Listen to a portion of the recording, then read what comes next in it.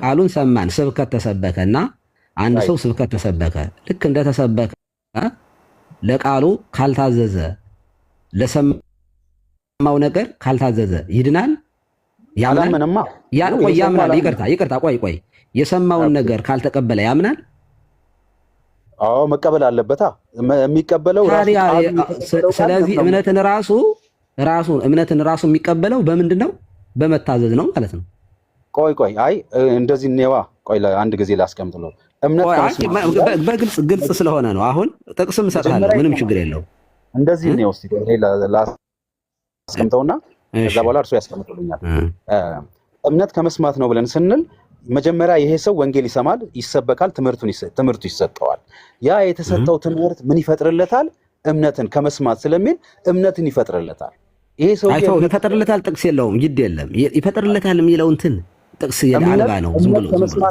ከመስማት ነው ይላል እኮ እምነት ከመስማት ነው ማለት አንድ ሰው ሰምቶ ይሄ ጥቅስ እኮ ማለት እምነት ከመስማት ነው መስማትን በእግዚአብሔር ቃል ነው ይላል ኦኬ እምነት ከመስማት ነው ማለት ሰው ስለ ክርስቶስ ሲሰማ ነው የሚያምነው በክርስቶስ ነው እኮ ምንም በጣም ግልጽ ያለ ቋንቋ ነው ይሄ በነገራችን ላይ እምነት ከመስማት ነው ማለት አንድ ሰው ስለ ክርስቶስ ሲሰበክ ወንጌል ሲሰበክ ስለምስራቹ ሲሰበክ እምነት ከመስማት ነው መስማት አለበት አይደል ስለምን ስለዚህ ስለምስራቹ ዜና ስለ ክርስቶስ መስማት አለበት ከዚያ ሲሰማ ያምናል ማለት ነው ስለዚህ እምነት ከመስማት ነው ማለት ሌላ ትርጉም የለውም አታወሳስቡት እምነት ከመስማት ነው ይስ ምክንያቱም ካልሰማ እንዴት ይድናል ይላል ከዚያ በኋላ ቃሉ ቀጥሎ ካልሰሙ እንዴት ይድናሉ ይላል አንድ ሰው ስለ ክርስቶስ ተነገረው ወንጌል ሰበኩት አንድ ሰው ክርስቶስ ስለ ኃጢአት ሞቷል ስለ ጽድቅ ተነስቷል እየሰበኩት ኦኬ ይሄንን ባይሰማ ይሄ እምነት አይመጣም ማለት ነው ከመስማት ነው እንግዲህ እምነት ክርስቶስ አይደለ በክርስቶስ ማመን አይደለ እምነት የሚባለው ስለ ክርስቶስ ሲነገረኝ ካልሰማሁኝ እምነት አይመጣም ማለት ነው ቃሉ ተሰበከ ሐዋርያት ሥራ ምዕራፍ 2 ላይ ሆነን እናውራ ቃሉ ተሰበከ ከዚያ ስለ ክርስቶስ ነው የተሰበከው ከዚያ ሰሚዎቹ ነበሩ ምን ተንግበር ይላሉ ምን እናድርግ ይላሉ ሰሙ እና ምን እናድርግ አሉ ከዚያ ቀጥሎ ምንድነው የተባሉት ንስሐ ግቡ ኃጢአታችሁ ይደመሰስ ዘንድ በኢየሱስ ክርስቶስ ስም ተጠመቁ የመንፈስ ቅዱስ ጸጋ ትቀበላላችሁ እምነትህን ራሱ ነው አሁን ቃሉን ሰማህ ቃሉን ሰምተህ አሜን ብለህ ባትቀበል እምነት ራሱ አለ እምነትህን ራሱ ያለ መታዘዝ ትቀበለዋለህ ወይ ነው ጥያቄው ከመጀመሪያ አሜን ብለህ ካልተቀበልክ እምነትህን ራሱ ያለ መታዘዝ ትቀበለዋለህ እምነትን አሁን የእግዚአብሔር ቃል የምንሰበከው ቃል ምንድነው ብለን ካሰብን ለምሳሌ አንድ ሰው ይሄ ውሃ ነው ተብሎ ከተሰጠው ያንን ውሃ ነው ብሎ ይቀበላል ያ ማመን ነው ትክክለኛ በቃ ይሄ ነገር ምንድነው ውሃ ነው ውሃነቱን መጠጣት አለበት ውሃ አይደለም አይልም ይሄ ውሃ ነው ወንጌል እኮ አቤት ድምጣ እሺ ወንጌል እኮ በክርስቶስ ውሃ ማየ ህይወት ክርስቶስን ጠጡት ክርስቶስን ብሉት እኮ ነው ስለዚህ ዝም ብሎ ነው ማለት ብቻ አይደለም ነው ማለት ሳይሆን እንድናደርግ የሚያዝ ነገር አለ ውስጡ ላይ እምነት ስናወራ ስለ ክርስቶስ ስናምን ስለዚህ ያንን ቃሉን ሰማ ነውና ቆይ ጥቅስ ልስጥ መሰለኝ ዛሬ ድምፁን ብትሰሙ ልባችሁን ልከኛ አታድርጉ እነዚያ ባለመታዘዛቸው እንደጠፉ እናንተም እንዳጠፉ ይላል ቅዱስ ጳውሎስ ዕብራውያን ምዕራፍ 3 ላይ መሰለኝ እና እስራኤላውያን ባለመታዘዝ ወደ ዕረፍቱ ለመግባት ጉዞ ላይ ባደረጉበት ጊዜ ቃሉን ባለመስማታቸው አለመታዘዛቸው ወደ ዕረፍት አይገቡም ብዬ በቁጣ እንደማልኩኝ ያን እስራኤላውያንና በምድረ በዳ እንደቀሩ ዮማ መሰማይክሙ ቃሉ ነው ልበኩ ዛሬም ድምፁን ስትሰሙ ልባችሁን ልከኛ አታድርጉ ይላል ኦኬ ልከኛ አትሁኑ ታዘዙ ነው እሺ በሉ ቃሉን ስትሰሙ እሺ በሉ ነው መታዘዝ ይባላል ይሄ እሺ በሉ ኦኬ ስለዚህ እምነቴን ራሱ የምቀበለው ቃሉን ራሱ እሺ ካላልኩኝ እምነቴን ራሱ እቀበላለሁ ወይ ነው ጥያቄው ሪጀክት ላደረገው ስለምችል ባይዘው አሁን ምን አለ መምህር የጠቀሱት ጥቅስ አሁን ይሄ ሐሳብ ለዳኑ ሰዎች ላመኑ ሰዎች የተነገረ ሐሳብ ነው ልባችሁን ልከኛ አታድርጉ የተባሉት በቤቱ ላሉ ሰዎች ነው አሁን ግን ገና ግድ የለም አሁን ይሄን ጥቅስ የጠቀሱት ለምን እንደሆነ እኔ ኮንቴክስቱን አውዱን እኮ አብራርቼልህ ነበር አውዱ ጠፍቶኛል ኮንቴክስቱን ግድ የለም ሐዋርያት ሥራ ምዕራፍ 2 ላይ ሆነን ነው የቀድሞ እምነት ከመስማት ወንጌል ሰበክ። ቆይ ችግር የለም። እኔ እውነት ለመናገር ጉንጫ አልፋ ክርክር አልወድም። እኔ ሪያሊቲን ነው ማውራት የምፈልገው። አሁን እኔ የያዝነውን የተሳሳተ ነገር ትክክለኛ ለማድረግ መድከም የለብንም ብዬ ነው የማምነው። አሁን ይኸው ወንጌል ሰበኩኝ እኔ ራሴ ፈልጌ አይደለም ቀሲስ፣ ወንጌል ሰበኩኝ። ለምሳሌ እኔ አንድን ሙስሊም ሄድኩኝና የዘላለም ሕይወት በመሐመድ አይደለም፣ የዘላለም ሕይወት የሚገኘው በልጁ በማመን ነው፣ በልጁ የማያምን የዘላለም ሕይወት የለውም ተፈርዶበታል ብሎ ብዬ ሰበኩት። ዞር በል እባክህ ብሎ ሊሄድ ይችላል። ሪጀክት አደረገ ማለት ነው። አልታዘዘም። ለሰማው ቃል አሜን አላለም። ይሁንልኝ ይደረግልኝ አላለም። የእመቤታችንን እዚህ ጋር ማምጣት ይቻላል። ትወልጀዋለሽ የሚለው ቃል እንዴት ነው ምናምን ብዙ ተናጋራለ። ይሁንልኝ ስትል አካላዊ ቃል በማይጸኗ ተቀርጿል። ስለዚህ የምንሰማው ቃል ታዘዘች ነው። እመቤታችን ታዛለች። እሺ አሜን ይሁንልኝ እንደ ቃል ይደረግልኝ ብላለች። ይሄ መታዘዝ ይባላል። ለሰማችው የምስራች ለሰማችው ቃል እሺ አለች። ልክ ሔዋንም እምቢ ስትል ነው አይደለ? ዲያብሎስን እሺ ብላ ለዲያብሎስ ስትታዘዝ ወዲያው ሄዳ አክሽን ወደ መብላት ሄደች ማለት ነው። ልክ ቃሉ ሰበኩኝና ቃሉን ኖ አለ አልፈልግም ያንተን ኢየሱስ ያው ምናምን ብሎኝ ሄደ። ሪጀክት አደረገ፣ አልታዘዘም። በአንጻሩ ግን ነው እንዴ ስለ ኃጢአት የሞተው ክርስቶስ በቀራንዮ ላይ የተሰቀለው የኔ ቤዛ ነው? አዎ እሺ። ለተቀበሉት በስሙ ለሚያምኑት እንደተባለ እሺ ሲል አንድ ሰው እና ምንድነው ማድረግ ያለብኝ ወደ ማለት ይሻላል። እሺ ማለቱ እዚህ ላይ ነው እምነት የሚመጣው። የሚዋሃደው የሰማው ቃልና የሚያምነው ነገር። የሰማው ቃል አለ፣ የምስራች አለ፣ እንደገና የተነገረው ዋናው ደግሞ አለ፣ ክርስቶስ ነው። ሁለቱ ሲገናኝ እምነት የሚባለው ይሄ ነው። እሺ የሚለው ነገር ነው። እምነቴን መጀመሪያ እኔ የተቀበልኩት በመታዘዝ ጭምር ነው እንጂ እምቢ ማለት ሌሎቹ እምቢ እንዳሉት አልታዘዝኩኝም። በቃ የሰማሁትን ቃል አልተቀበልኩትም፣ ሪጀክት አድርጌዋለሁ። እሺ ካልኩኝ ግን አክሰፕት አረኩት ማለት ነው። አክሰፕት ማድረግ ደግሞ መታዘዝ ነው። አክሰፕታንስ ማለት መታዘዝ ነው፣ ተቀባይነት መቀበል ነው። ስለዚህ እምነትህን ራሱ እንዴት ነው ከመታዘዝ ውጭ እንዴት ተቀበልኩት? ከመታዘዝ ውጭ ነው የተቀበልኩት ካለ እሱን አስረዳኝ። ቀጥል። እሺ ጥሩ ነው። ምንድነው ትእዛዝ የሚለው ነገር? አንድ ሰው ያመነ ሰው ሊያደርግ የሚችላቸው ነገሮች ናቸው። ያመነ ሰው ደግሞ ትእዛዙን ሙሉ ይቀበላል።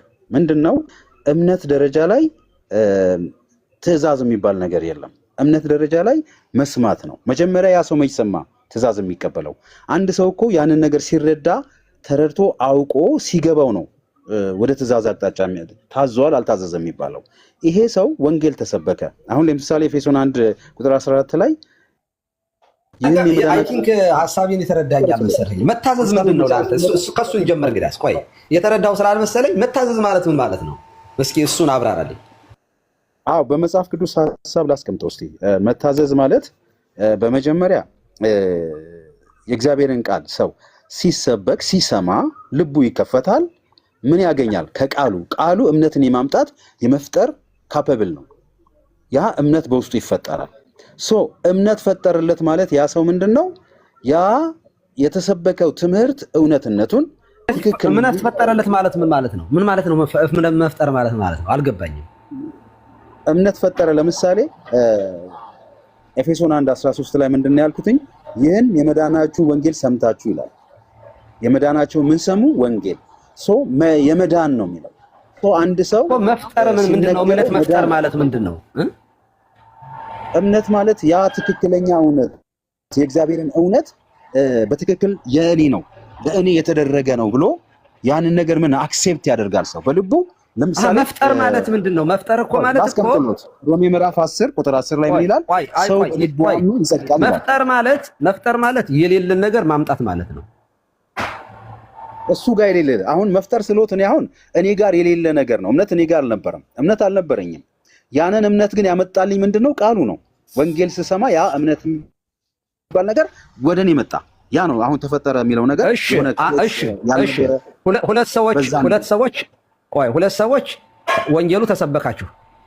ለሁለታችሁም ነው እምነት የሚፈጠረው። አንደኛው ተቀበለ፣ አንደኛው አልተቀበለም።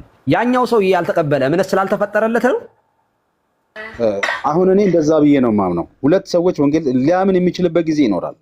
ዛሬ ስላላመነ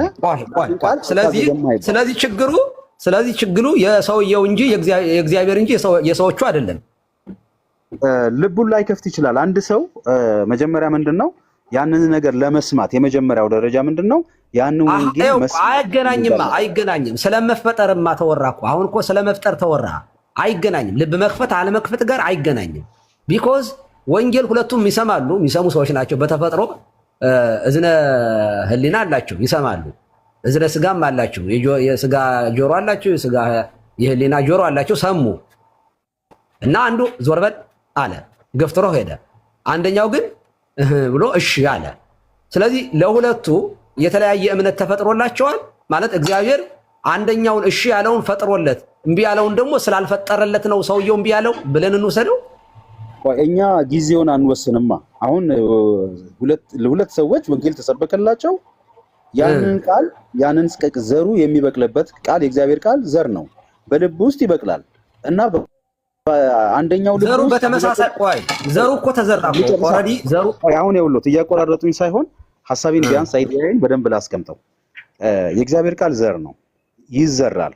ያ የተዘራ ዘር በዛ ሰው ልብ ውስጥ ወዲያው ተቀብሎት ምክንያቱም መጽሐፍ ቅዱስ ዘሪ ሊዘራ ወጣ ብሎ ያ የእግዚአብሔር ቃል ነው። ሲዘራ መልካም ልብ ላይ መልካም መሬት ላይ ያገኘው ቶሎ ምን አለ በቀለ ነው የሚለው። ሌላኛው ላይ እንደዛ ይላል። ጋር አያይዘን ቆይ ሌላ ነው ይሄ አሁን ቅድም የጠቀስከው ከአማኞቹ ጋር አሁን ሌላ ጥቅስ ላይ ሰጠኝ። አሁን እመቤታችን ወደ እመቤታችን ሉቃስ እንድንሄድና እምነት ተፈጥሮላት ነው ጌታን የተቀበለችው። ሐሳቤን በደንብ አላስጨረሱልኝም። ቃል መጀመሪያ መጣ፣ መልአኩ ገብርኤል መጣ። ከዛ በኋላ ምን አደረገ? ነገራት። ሲነግራት ካንቺ የሚወለደው ምን አይነት ንግግር ነው ይሄ ብላ ግራ ተጋባች። አልተቀበለችውም ገና። እኔ ማብራሪያ እኮ አሁን ማብራሪያ ሲበዛ ጥሩ አይደለም። እኔ አሁን አሁን እመቤታችን እምነት ተፈጥሮላት ጥያቄ እምነት ተፈጥሮላት ነው ያመነችው ወይንስ እምነት እሺ ብላን የታዘዘችው ነው? መታዘዝ ነው ወይንስ መፈጠር ነው? እዚህ ጋር ለእመቤታችን ያመነች ብፅዕት ናት እኮ ይላታል እዛው ከእግዚአብሔር። ታዲያ እምነት ተፈጥሮለታል የሚለው ጥቅስ ከየት ነው? አሁን እምነት መፍጠር የሚባል አይዲያው አለ ወይ? እንዲያው መጽሐፍ ቅዱስ ውስጥ ላይ እምነት እግዚአብሔር ወንጌል ሲሰማ እምነት ይፈጠርለታል የሚል አንድ ጥቅስ አለ? እንደው አንድ ጥቅስ አሁን ይሄ የሉተራን ትምህርት እንደሆነ አውቃለሁ። የቦንዴጅ ኦፍ ዘ ዊል የሚያብራሩበት ነው። እምነትን እግዚአብሔር አይደለ እንደ የሚሰጠው? የእግዚአብሔር ስጦታ አይደለ እንዴ? እምነት እኮ እግዚአብሔር ነው ለሰው ልጅ የሚሰጠው አይደለ እኮ። እምነት የእግዚአብሔር ስጦታ ነው ማለት እንድንድን በክርስቶስ እንድናምንበት። ገላትያ 5:20 ላይ አንደኛው ጸጋ የዘካ ስጦታ ምን የመንፈስ ቅዱስ ስጦታ እምነት ይለዋል። እምነት ይለዋል እኮ እሱ ማለት ይኸው። ቆይ አንዴ ሶል እሱ ማለት ይኸው እኮ ክርስቶስ እኮ ለዓለም ታዘዘን ብለው ነገር በዚህ አንዴ ስጦታማ ሆኖ በመስቀል ላይ እኮ ክርስቶስ ስለኛ ተሰጥቷል። ለዓለም የተሰጠ ህይወት እንዲሆን ተሰጥቷል። እኔ ህይወት ነኝ ብሏል። እኔ መንገድ ነኝ ብሏል። ይሄ ስጦታ ነው፣ በስራ አይደለም። ያዳነን በቅዱስ ማጠራን የጠራን እግዚአብሔር ነው። ኤፌሶን ምዕራፍ 2 የሚነግረን እሱን ነው። የዳነው በስራም አይደለም፣ በሱ ጽድቅ ነው። እግዚአብሔር ልጁን ሰጥቷል፣ ልጁም ስለኛ ሞቷል። ይሄ ስጦታ ይባላል። ስለዚህ ይሄ እንድናምንበት ግን መጥቷል። አለማመን ግን ካንተ ነው፣ ማመንም ካንተ ነው። እምቢ ማለት ምክንያቱም ዊል አለህ አንተ፣ ፍሪ ዊል አለህ፣ ነፃ ፈቃድ አለህ። እምቢ ማለትም ጣዖት ማምለክ ትችላለህ፣ እሺ ማለትም ትችላለህ። ስለዚህ መታዘዝና አለመታዘዝ ለአመንከው ቃል ያንተ ድርሻ ነው። እሱ አየህ፣ እሱን ደግሞ እግዚአብሔር ሰውን ሲፈጥር ኦልሬዲ ሰውን ሲፈጥር እግዚአብሔር እንዲያመዛዝን አድርጎ ነው የፈጠረው። ዛትስ ዋይ አዳምና ሔዋን እኮ የተጠየቁት እኮ በገነት ውስጥ ሲፈጠሩ እምቢ ምሽም የማለት ካፓቢሊቲ ስለነበራቸው ነው፣ ካፓሲቲም ስለነበራቸው ነው። እምቢ ምሽም የማለት ነገር አላቸው፣ መብታቸው ነው። ይሄንን አትብላ፣ ይሄንን ብላ፣ ይሄን ከበላ ትሞታለህ የሚል ትእዛዝ የተሰጣቸው እምቢ ምሽም ማለት ስለሚችሉ ለዚያ ነው ሲበሉ ፈቃዱ ስለነበራቸው አልከለከላቸውም እግዚአብሔር፣ መብታቸው ስለሆነ። ስለዚህ ያ ተፈጥሯዊ የሰው ልጅ የተሰራበት ስሪት በፍጹም ከሰው ልጅ አልተወሰደም። የተወሰደው ጸጋው ነው የተቀማው። ጸጋው ምንድነው? ጽድቅን መፈጸም የሚያስችለውን ጸጋ አጥቷል። ኦኬ አጥቷል። እሱን ደግሞ በክርስቶስ አግኝተነዋል። እሱ ደግሞ ለሰው ሁሉ ተሰጥቷል። ለምንድን ነው የተሰጠው ከተባለ መንፈስ ቅዱስ ይመጣል። ዮሐንስ ወንጌል ምዕራፍ 16 ላይ ይመጣል አለ። ወደ ዓለም ይመጣል፣ ዓለምን ይወቅሳል ነው የሚለው። ዓለምን ነው የሚወቅሰው፣ ሰውን ማለት ነው። ክርስቶስ የሞተለትን ሰውን በሙሉ ይወቅሳል። መንፈስ ቅዱስ ሲወቅስ ደግሞ ሁሉንም ነው የሚወቅሰው፣ ዓለምን ነው። እንዲያውም ስለ ኃጢአት በእኔ ስለማያምኑ ነው ብሎ ተናግሯል። ስለ ኃጢአት፣ ስለ ጽድቅ፣ ስለ ፍርድ ብሎ በእኔ ስለማያምኑ ነው ብሏል። ስለዚህ መንፈስ ቅዱስ የሚወቅሳቸው በክርስቶስ ያላመኑትን ሰዎች ነው ማለት ነው። ያ ማለት ያመኑትን ሰዎችም ንስሐ እንዲገቡ ጥፋት ሲያጠፉ አይወቅሳቸውም ማለት ግን አይደለም። ግን ከመጀመሪያው መንፈስ ቅዱስ መጥቶ ያላመኑት ሰዎችን ይወቅሳቸዋል። ምን ብሎ? በክርስቶስ እመኑበት፣ ባዳኙ እመኑበት ብሎ ይወቅሳል። መንፈስ ቅዱስ የሚወቅሰው ፈቃድ የሌላቸውን ሰዎች ነው። ቆይ ፈቃድ የሌላቸውን ሰዎች ነው ከተባለ አይደለም። አንድ ጊዜ እንትን አደረከው በጣም የምትስማሙበት ነገር ላይ ስለሆነ ቀስ ሰላም ብያለሁ። ግን ቁርስ ያልበላ ሳሚ እንደው አሁን ምን እንትን ነው የሚበሉት? ብራንች ነው እንደ እርሶ የሚበሉት? የሚገርም ቤተክርስቲያን አርፍጄ ገና ቁርስ ከቤተክርስቲያን ተመልሼ አሁን ቁርስ አቅርበውልኝ እነሱ እየጨረሱ ነው። ኦኬ እሺ፣ እንደሱ ከሆነ አጠቃሉና በቃሉ እንዳልጎዳ አይቀጥሉ። ወይም ከሌላ ጋር ማን ይግባ ማን አለ እዚህ ከሌላ ሰው ጋር አቀጥሉና ጎረስ ጎረስ አድርጌ እመለሳለሁ። መቼስ ሰው በእንጀራ ብቻ አይኖራም በእግዚአብሔር ቃልም ነው ተብሏል። የእግዚአብሔርን ቃል መጀመሪያ ተመግቤዋለሁ። አሁን ደግሞ እንጀራ ልብላ። ማን ያለ የሚያወራ ሰው? ሰሙ አለ መሰለኝ። ሰሙ ነው። ቀጥል። ሰሙ ወርኩኝ ቀሲስዬ፣ እንዴት ነው? እግዚአብሔር ይፍታ። እግዚአብሔር ይባርክ። ቀጥሉ። እሺ ይቀጥሉ።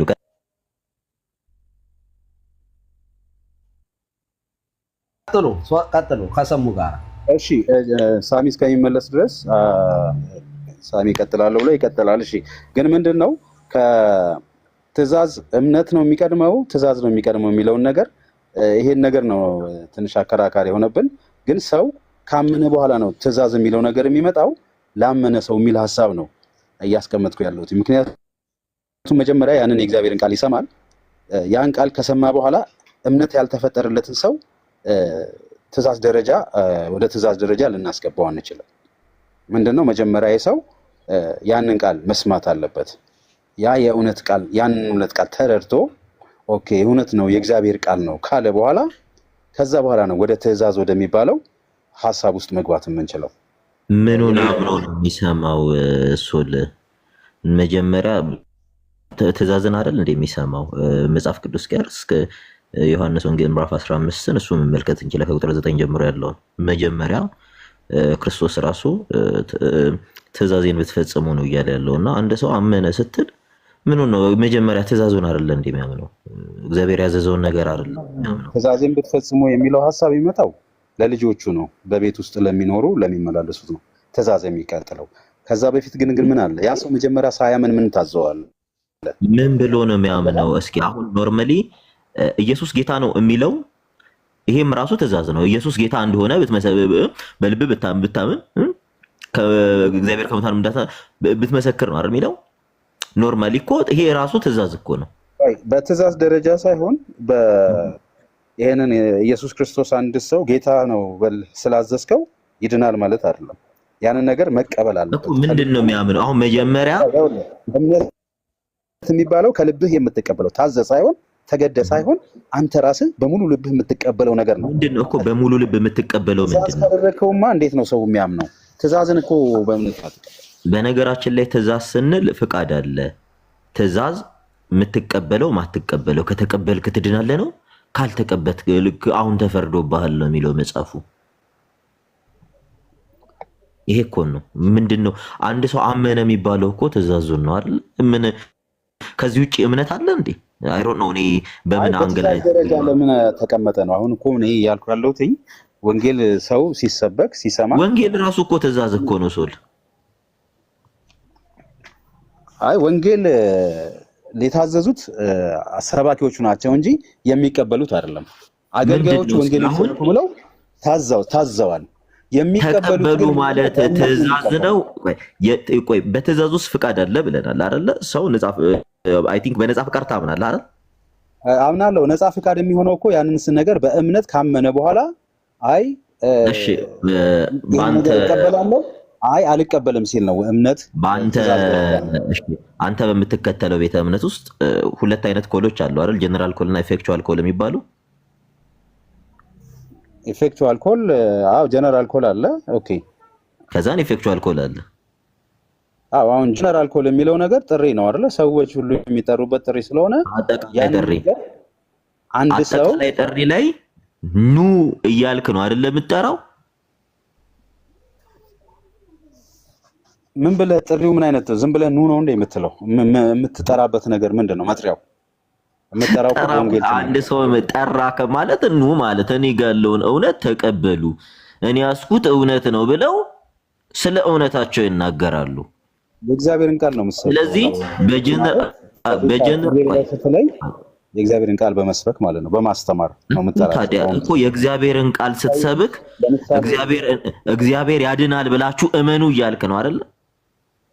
ጌታ ኢየሱስ ለምሳሌ ምን አላቸው? እናንተ ደካሞች አለ ማቴዎስ 11 ሸክማቸው የከበደ ወደ እኔ ኑ አላቸው። ሸክም አለባቸው ወደ እኔ ኑ እያዘዛቸው ነው አይደል ጌታ?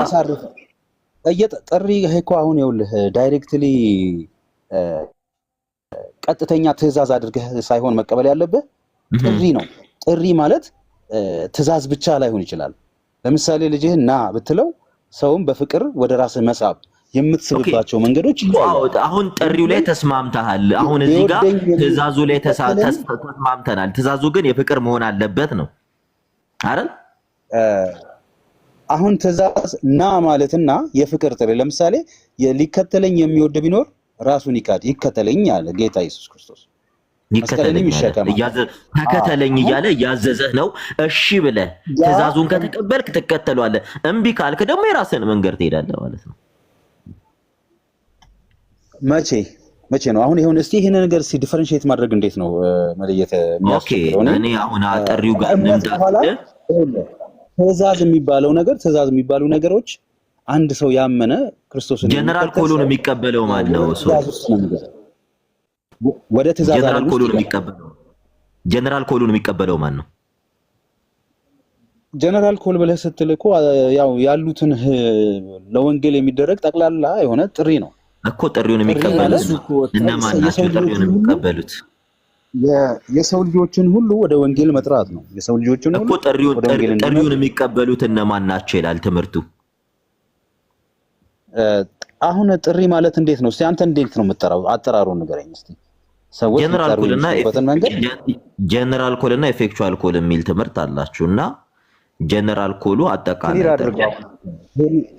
ኦኬ፣ እሱ ሰዎች ወደ ቤተክርስቲያን ይመጣሉ። ኦኬ፣ ይኸውልህ ወደ ቤተክርስቲያን ይመጣሉ፣ ትጋብዛቸዋለህ። አሁን ይሄ ጥሪ ወደ ቤተክርስቲያን እንዲመጡ የምትጠራበት ጥሪ ነው። ገና አልገባቸውም ማለት ነው። ሁሉ የተጠሩት ሁሉ ይመጣሉ። ሶል አይመጡም። የተጠሩት እነማን ናቸው? የሚመጡት እነማን ናቸው?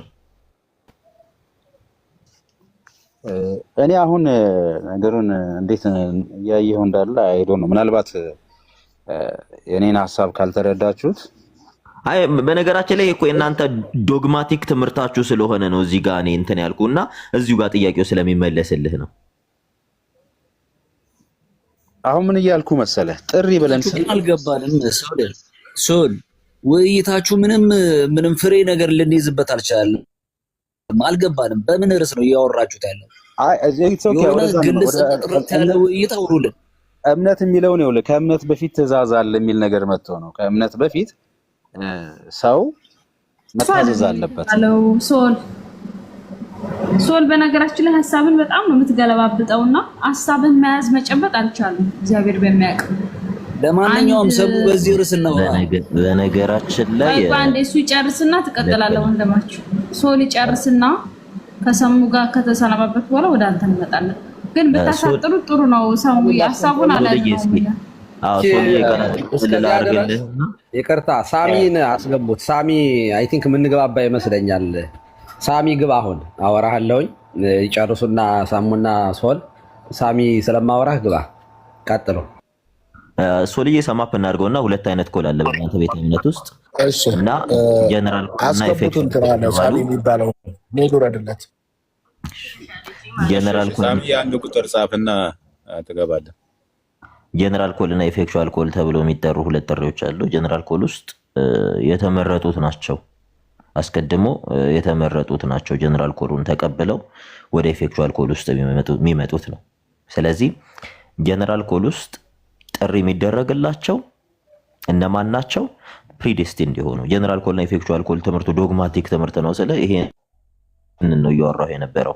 ኢፌክቹዋል ኮል ውስጥ ደግሞ እነዛ ጥሪ የተደረገላቸው ወንጌልን አመኑ ተብለው እንትን የሚሉ ለሚሰበክላቸው ስብከት የሚሰጡት ሪያክሽን ነው ተብሎ ይታመናል። ይሄን ነው ቅድም ስለ ይሄ ነበረውና በዛ ውስጥ ምንድን ያለው ሲባል አንድ ሰው የሚቀበለው ትእዛዛተ እግዚአብሔርን ነው። ይሄን ተቀብሎ ነው። ይሄን ሳይቀበል ምኑን አመነ ብለን እንለዋለን ነው። ጀስት ወንጌል አዲስ ኪዳን፣ አዲሱ ኪዳን፣ አዲሱ ውል ስምምነት። ኪዳን ማለት እኮ ውል ስምምነት ነው አይደለ? ስለዚህ ይህን አንድ ሰው ሲቀበል ነው በአዲስ ኪዳን ውስጥ ዳነ ብለን እንኳን የምንናገረው። አዲሲቱን ሕግ መቀበል አለበት አንድን ሰው አመነ ልንለው። እንኪያስ ካልሆነ ምኑን አመነ እንለዋለን ነው። ሶ ለዚህ ላይ ያለ ኦብጀክሽን አለ። ይኸውላ ሰሙ ጥሩ ነገር አንስተዋል። ቅድም ላነሳው የነበረውን አሁን ያነሳው ይኸውልህ፣ እኔ አሁን እውነት መናገር ሶልዬ በጣም ከታላቅ ይቅርታ ጋራ እኔ በዚህ ጉዳይ ላይ ስታወሩ ገብቷችኋል ብዬ አላስብም። ህገ ወንጌልም ሆነ ህገ ወሪት ሲጠቃለል አድርግና አታድርግ በሚል ነው የሚጠቃለለው። ማጠቃለያው እሱ ነው። ማድረግ አለማድረግ፣ የተፈቀደልህ አለ እንድታደርገው፣ ያልተፈቀደልህ አለ እንዳታደርገው። በቃ ህግጋት በሙሉ ኮንክሉዥን ሲደረጉ በዚህ ነው የሚጠቃለሉት። ህገ ወንጌል ቃል ኪዳኑ ወይንም እንትን ህገ የሐዲስ ኪዳኑ ውል ስምምነት እግዚአብሔር አዲስ ውል በክርስቶስ የገባዋል። ምን የሚል ነው? በልጁ በኩል መግቢያው በር እሱ ነው። በሱ በኩል የሚመጣ ይድናል። በበሩ የማይገባ ግን ሌባ ነው፣ ወንበዴ ነው። በዚህ የማይገባ ፍርድ ይጠብቀዋል። በዚህ የሚመጣ ይድናል፣ በዚህ የማይመጣ አይድንም። በቃ ይሄ ነው የምንድንበት አለ ተሰጥቶናል። ህገ ወንጌል የምንድንበትንም የማንድንበትንም ነገር ይነግረናል። በቃ ስለዚህ መተዳደሪያችን እሱ ነው። ስለዚህ ህጉ ተነገረን፣ ተሰበከን። እሺ ማለትና እምቢ ማለት ነው ያለው እዚህ ውስጥ። አልቀበልም እና እቀበላለሁ ነው። ለተቀበሉት በስሙ ለሚያምኑት የእግዚአብሔር ልጆች ይሆናሉ፣ ስልጣን ይሰጣቸዋል። ያልተቀበሉትስ? ላልተቀበሉት በስሙ እነሱማ ወደ ጎኖች መጣ አልተቀበሉትም እንደተባለው ካልተቀበልከውማ ይፈረድብሃል። ለምን ነው የሚፈረድብህ? ስላልተቀበልክ፣ በመዳኛ በመድኃኒቱ ባለማመንህ።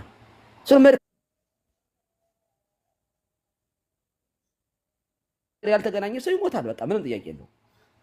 የሚሞተው ደግሞ ምን ስለሆነ ነው? መድኃኒቱ ስላልተቀበለ ነው፣ ስላልተጠቀመ ነው። መዳኛው ተሰጥቷል።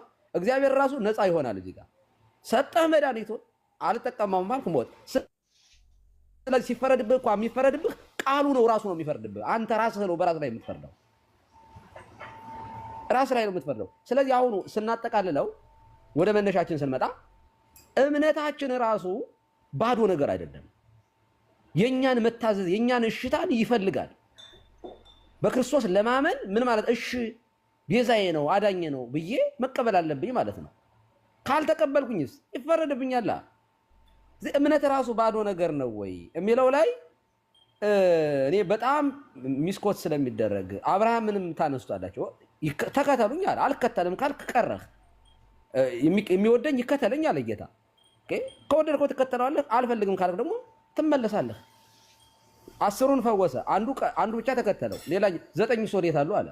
9 አልነበሩም። ስለዚህ በጣም እኮ ግልጽ ነው እኮ ይሄ። ግልጽ አይደለም ወይ ሶልዬ? ይሄ ያከራክራል። አሁን ከዚህ ውስጥ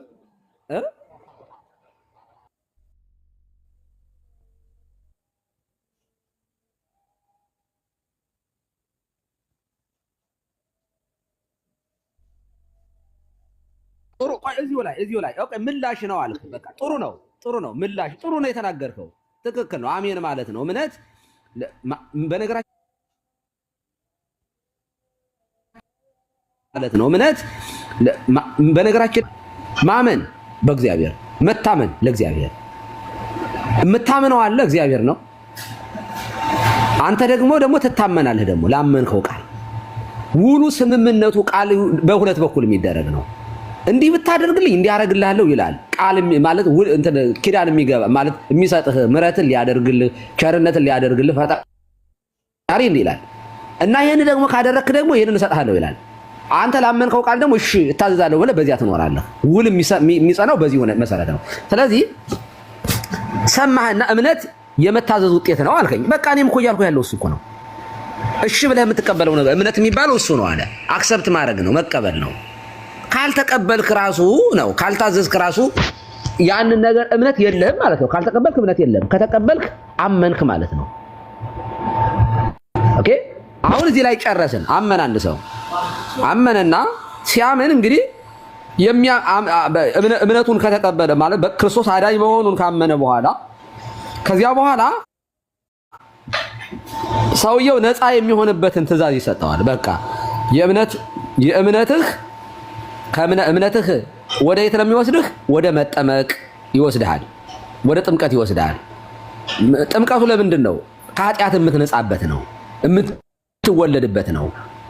ኦኬ ለምሳሌ ከእግዚአብሔር የምትወለድበት ነው ስል መውለድ ይፈልጋል አንድ ሰውዬ። መውለድ እንደሚፈልግ ወንድ መሆኑን መውለድ እንደሚችል ሰውየው ወንድ ትዳር ከሚስት ጋር ትዳር ሲመሰርት ልጅ እንደሚወልድ ያው በተፈጥሮም በለው በሕግም በለው ያውቃል። ብዙ ተባዙ የሚለውን ከዚያ ግን ዘር ለመተካት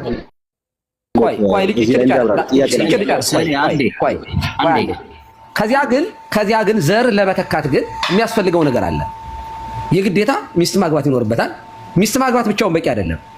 በቃ ልጅ መውለድ ትፈልጋለህ? አዎ ልጅ መውለድ እፈልጋለሁ። ከዚያ ምንድነው የሚያደርገው? እሺ ትችላለህ። ምንድነው ማድረግ ያለበት? ሚስት ማግባት ብቻው በቂ አይደለም። ከሚስቱ ጋራ ሩካቤ ይፈጽማል። ከዚያ ነው ልጅ የሚወለደው። ልክ ታምናለህ፣ የምታምንበት ነገር ተነግሮሃል፣ አመንከው ክርስቶስ ቤዛ እንደሆነ። ከዛ በኋላ ምን ታደርጋለህ? ለመጠመቅ ለመዳን ለመታጠብ ትጠመቃለህ። ካልተጠመቅስ መታጠብ ልክ አይ እኔ ከሚስቴ ጋር አብሬ መተኛት አልፈልግም ልጅ ግን እፈልጋለሁ ማለት እንደማይቻለው ሁሉ ኃጢአቴን ማጠብ እፈልጋለሁ ካልክ የግዴታ መታጠብ ይኖርብሃል። ምክንያቱም እግዚአብሔር የሚያጥብህ በዚያ ውስጥ ስለሆነ ከኃጢአትህ ሙልጭ አድርጎ የሚያጥብህ በዚያ በጥምቀት ውስጥ ነው ማለት ነው። ያመነ የተጠመቀ ይድናል ማለት ለዚያ ነው። ታምናለህ? አዎ አዳኙን አውቀዋል። ካመንክ በኋላ ደግሞ የምትጠመቅበትን የምትነጻበትን ደግሞ ሰጥቷል፣ ትጠመቃለህ። ያን ጊዜ ንጹህ ትሆናለህ። እጠበኝ ከበረዶም ይልቅ እነጣለሁ ብሎ ዳዊት እንደተናገረው ትጠራለህ ማለት። ስለዚህ ጥምቀትን ከእምነት እምነትን ከጥምቀት እምነትን ከመታዘዝ ለይተን የምንናገረው ነገር አይደለም። እምነት ብዙ ነገሮችን በውስጥ የያዘ ነገር ነው። እምነት ስለ ክርስቶስ መሞትን ይይዛል። እምነት ስለ ክርስቶስ መሰደድን ይይዛል። እምነት በእምነት ምክንያት በክርስቶስ ምክንያት የሚመጣብህን መከራም ጭምር መቀበልን እና እስከ መጨረሻው ድረስ በዚያ መጽናትን ይጠይቃል እምነት የሚባለው ነገር። እና የእናንተ ቤት እምነት በጣም ዲክሽነሪው ስለሚጠፋብኝ ነው በእውነት ለመናገር። ቴንክ ዩ ቀጥል ሶል